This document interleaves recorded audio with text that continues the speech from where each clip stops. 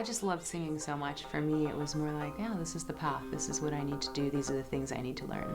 The play was shaped around my relationship with the Middle East and with my father, but the real heart of it was how I became a full human being. The designs have come to life so beautifully, and I think the most amazing thing is when you work so hard on something and it exceeds your expectations. That's the most amazing feeling.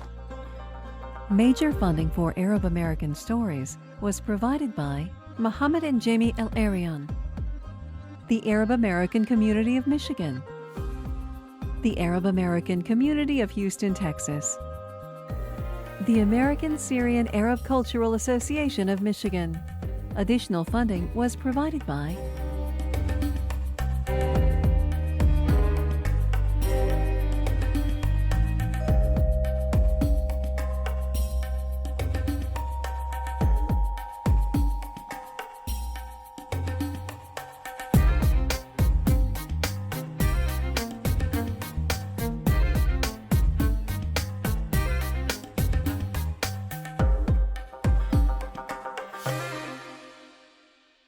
Talented and artistic Arab Americans are charting their own course in very competitive fields. Opera star Hanan Alattar's passion keeps her going as she pursues an international stage career. Najla Said is an actress, playwright, and author exploring her identity as a Palestinian-American and a quintessential Manhattanite. Fashion designer Rami Kashou charmed America as a finalist on Project Runway. His designs continue to wow the fashion world. Hanan Alattar loves her career. She performs with opera companies all over the world. Life on the road can be grueling, but her family is never far from her thoughts.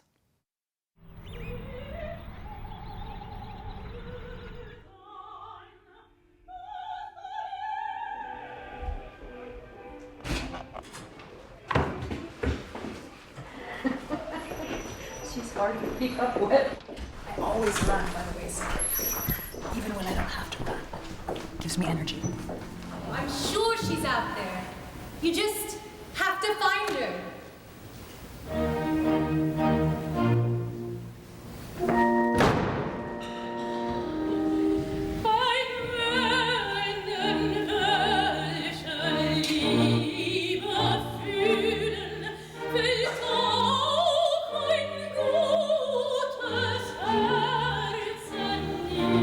I'm Hanan Alattar. I was born in Houston, Texas. My dad was born in Baghdad. My mom was born in Nablus. They met at the University of Houston, and they stayed in the States.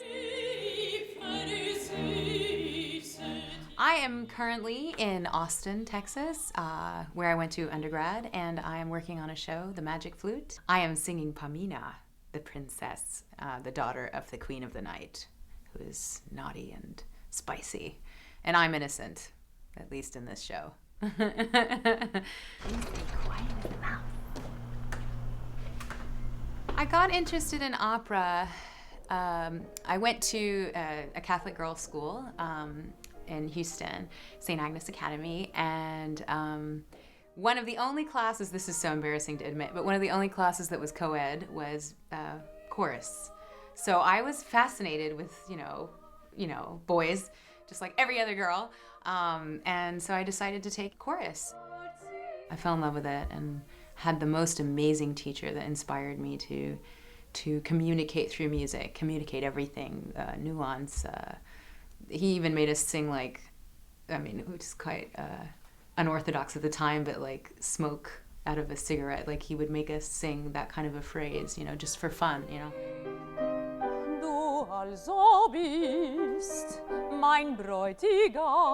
I started doing opera training at University of Texas in a vocal performance degree. My father was very adamant that if I was to do it, I'd have to get a scholarship so that he feels like, prove to me that everyone else would invest in you as well as, me, whatever. So I actually got a scholarship to University of Texas. It was like $200. So after Texas, I was thinking, okay, well, what comes next for singers? And my teacher here was very, she was one of those confident as a teacher enough to say, okay, I'm done teaching you what I need to teach you. You need to go now and finish this product, get it where it's so good that you can sing on major stages. Weil der Mann doch sich nimmer mehr kann hassen, sein Frau der kann verlassen. My dad was already, starting to get worried again, like, Hanan, are you sure you want to continue doing this? Is this really what you're going to do? And I said, look, here's my plan. I'm going to apply to the 3 best schools, and if I get accepted, then it's a sign for me to go. Is that a good enough plan for you? And he's like, okay, we'll see.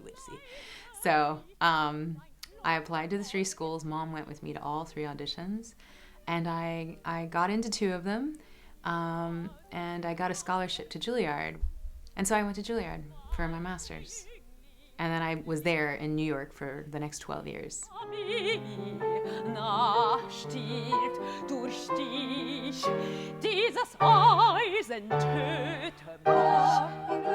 I remember even walking up to the cash register at the Starbucks right near Juilliard and just feeling this energy, like, this vibe that, I am here to, even in front of the coffee maker, I am here to be the next star. And it's just this beautiful experience. It was great. It was a little scary, but I just loved singing so much. For me, it was more like, yeah, this is the path. This is what I need to do. These are the things I need to learn. You have to do lots of exercises to stretch and make sure it's relaxed. And at least my teachers taught us that, so it's very important. There's so many parts about opera that I love. To step into someone else's cultural background and just explore is so, it's so gratifying. And opera, when you're on the stage, when you're in character, when you've developed a character and you've built specificity around this character, and you've studied what that person would do in the morning, you've studied what they do at night, you're living somebody else's life, and I feel more alive in that moment than I do in any other way. And to do it with an orchestra, 50 or more people just all working together, this breathing, more than 50 people, like this huge living organism. It's like so many people are making one thing happen, and it's so exciting. Live theater, live opera. This is fantastic. You chose. Yeah. Oh, you did? Good. I like starting with the lullaby. The lullaby? Yeah. So you want to go through it once? Okay. Well, I decided to start this project called Mama's Lullabies under the artist name Hannah Bird because of my sister who is pregnant and just about to have her baby like any hour now. She's in the hospital. My whole family's there, and I'm here in Austin getting ready for the show. And we're rehearsing just to get some of the music ready also, just reviewing some of the pieces. I wanted something for her to have, that was me singing, but it wasn't like, so complicated. I wanted something very just beautiful and peaceful for babies. Hush-a-bye, don't you cry, go to sleepy little baby. When you wake, you shall have all the pretty little horses, blacks and bays, apples and grays, coach and 6 little horses. I've grown up with like 3 cultures attached to me, basically. The Arabic culture, the American culture, and then of course Texan culture, which is huge. And I have to say it's like stronger than the other 2 most of the time for me. It's been so amazing, just dancing between all 3 of those. I think that's why I chose music, because it's such a universal language anyway. It made so much sense to me, because it was so universal, and it just was like, oh, there, finally, something that all of them can fit into, like, at the same time. Even sweet about his family.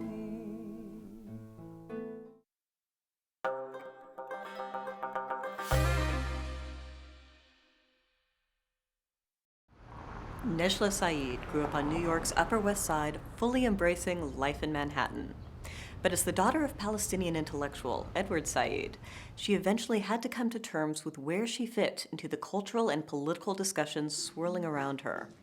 She evokes that drama in her one-woman coming-of-age show, Palestine. اسمي نجلة سعيد As an actor, I feel like if you asked me to go on stage and take off all my clothes and dance around like a weirdo, I would be so much less frightened to do that than I was to go on stage and do the story about myself. Now, this may sound rather bizarre coming from a Palestinian, Lebanese, American, Christian woman, but in the standard, stereotypical, cultural sense of the word, I grew up as a Jew in New York City. The play actually started as a journal entry that I wrote when my father died, which I shared with some members of a theater company I was in. My father is Edward Said, the most famous Palestinian-American that ever was. I'm not really sure. We were working on a specific project with teenagers. It was about identity. So I read this whole piece that was about going to Palestine as an 18-year-old and wanting to be anywhere but there, and being anorexic, and all these things that I thought seemed melodramatic and self-involved. By the end of high school, most of my friends had been to my homeland, which to them was Israel, but I still had not. I'd spent my summers in the Hamptons and at camp like everyone else in my world, but the all-important trip to Israel that all of my Jewish friends had taken with their families had eluded me. That is, until the summer of 1992. But my family trip was not about the discos of Tel Aviv or planting trees and the Wailing Wall. It was completely different, because I went to Palestine. All I wanted to do was go to Paris or to the beach with my Just friends. because my father was this person doesn't mean that I am any more comfortable doing an interview about politics in the Middle East. You know, I'll do my play, but I'm not a political person. For me, a lot of it was also, this is who I am and this is what I can say and this is how I can talk about politics. This is how I deal with being a Palestinian in America. So, here it is, the promised land, which is nothing to me but a horrifically frightening place. My head aches from the heat and the sight of the barbed wire and the feel of the palpable tension and anger that are everywhere.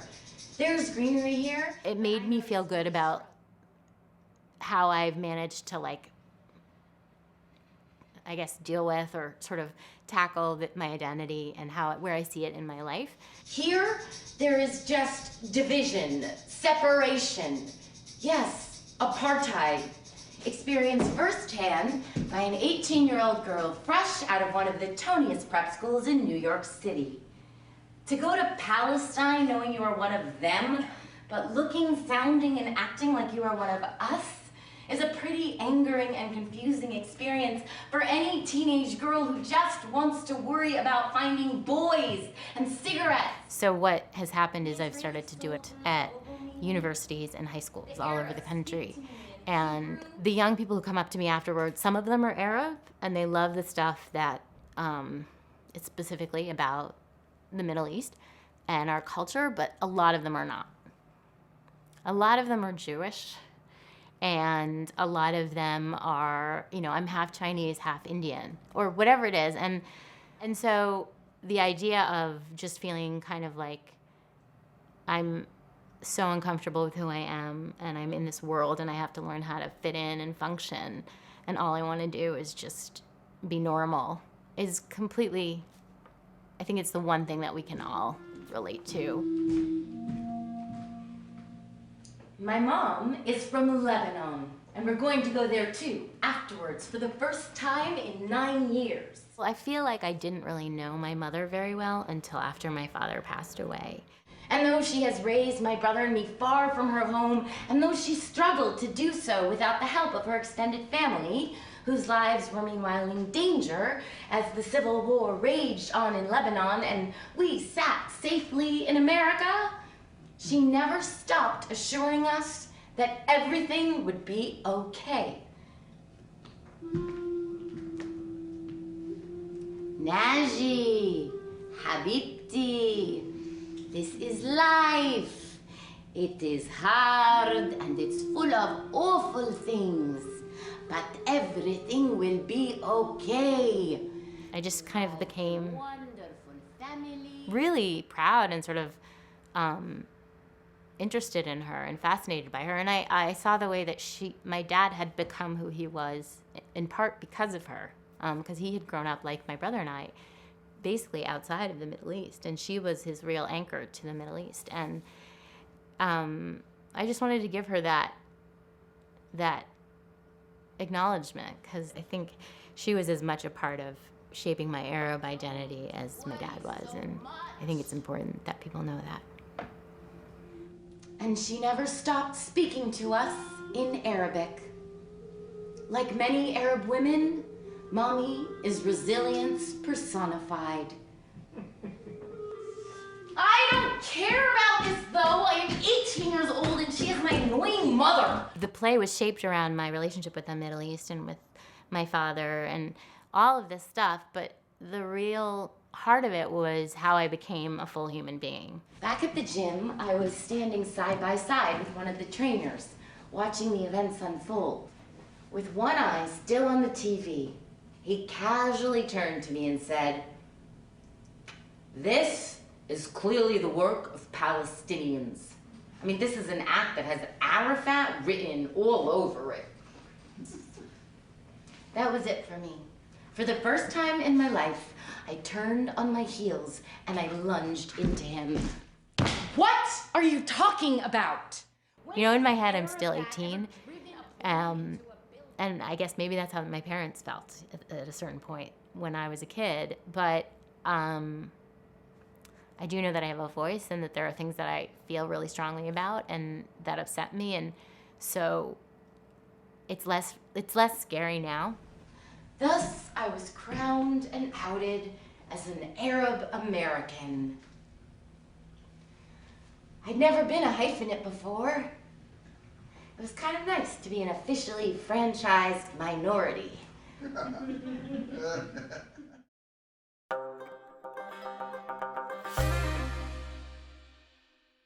Rami Kashou shot to fame as a finalist on Project Runway.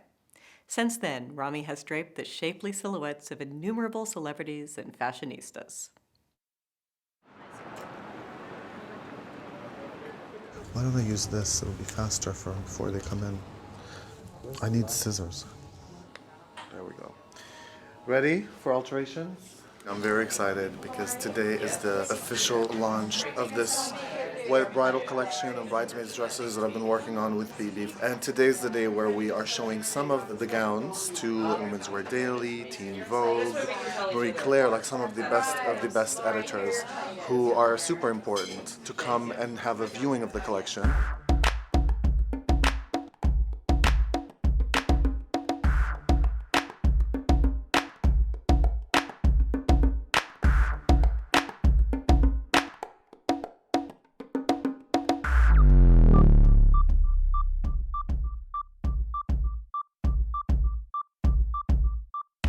So today is a big deal because it's going to be a big launch. It's also a new project for Bibi. It's their first bridal collection ever. Wow. I just love this little back detail. Because, you know, as a bride, you're thinking you're going to look at the back of the gown. So we've definitely focused on all dimensions of the design. The designs have come to life so beautifully. And I think the most amazing thing is when you work so hard on something and it exceeds your expectations and you see you're like, wow, you know? That's the most amazing feeling, so. Thank you. Ooh. Broadway 23rd? Okay. I feel relieved. I feel a sense of pride. I feel tired. Not very long ago, I had pitched this idea to the owner of the company. It was just a thought. And then all of a sudden, all these gowns are there. And time just flew really quick. Sometimes I think as a designer, I'm really hard on myself. I'm always thinking, you gotta work harder, you gotta try more, you gotta do this. But it's rare, and I try to do this, where I just gotta stop and say, wow, this is so cool. I did good. I feel like I did good. So, I feel good.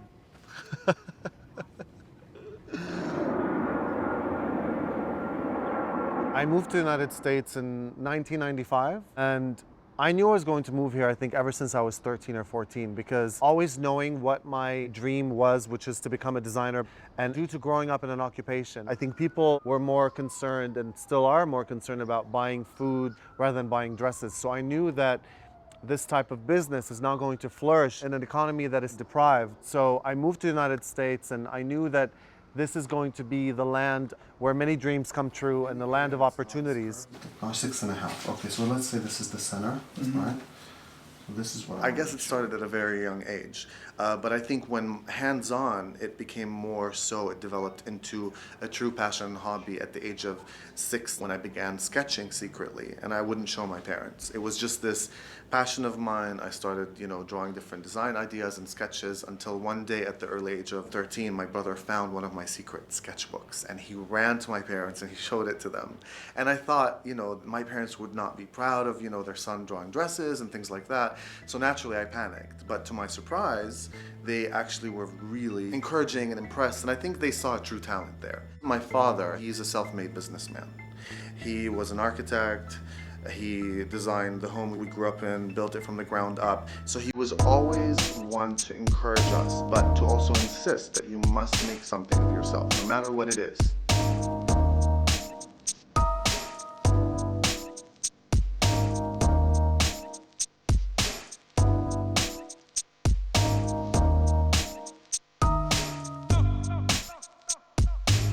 Rami started showing his interest in ladies' clothes since he was maybe 5 years. So whenever we had ladies visitors to his mom, he used to sit opposite them and start drawing from shoes to hats. And I remember some of the friends, they were getting married, they wanted Rami to design their dresses.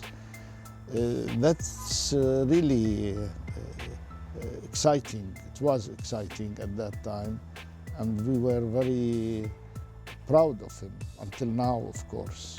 Until now, we are very proud of Rami.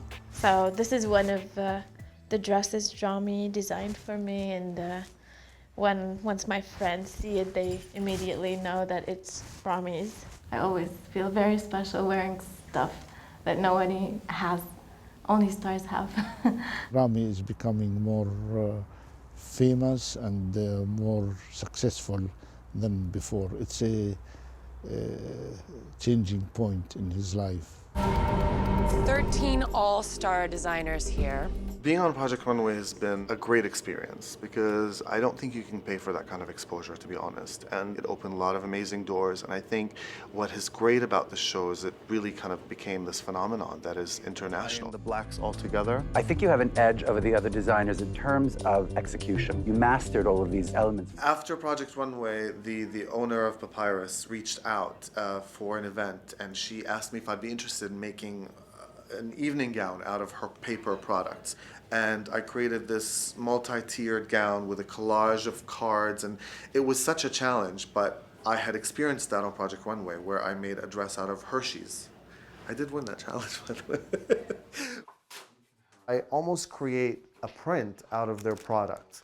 And then this will eventually be part of a gown. It exceeds just creating clothes. I think it's about creativity, it's about art, and we'll be doing a fashion show out of the collection of paper gowns that I've created. That did so well that it led to a collection of greeting cards, the Papyrus. This is my line of cards. As you walk in, you look over to the left. So I've created 12 fashion on paper cards with my sketches, and she's wearing real clothes, real fabric, real jewelry. That was a truly fun, creative project. This is the beginning stages of this collection where I'm basically shopping for different fabrics, but the inspiration for this collection is effortless glamour. I'm dressing all different types of women, and it's occasional wear, and it goes from cocktail to evening and wedding gowns. I'm excited about this specific collection because I'm planning to launch an online store, and through that, ship to any woman who is interested in the clothes, whether she's in the US or outside of the US. It's a lot of work ahead. We're still in development, but we will get there.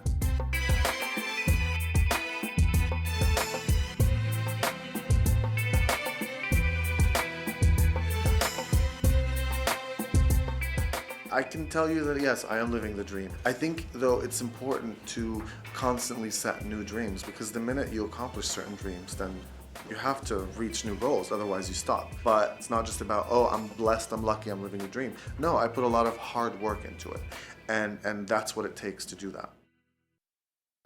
I am Neda Ulabi. Hope to see you next week for more Arab American stories.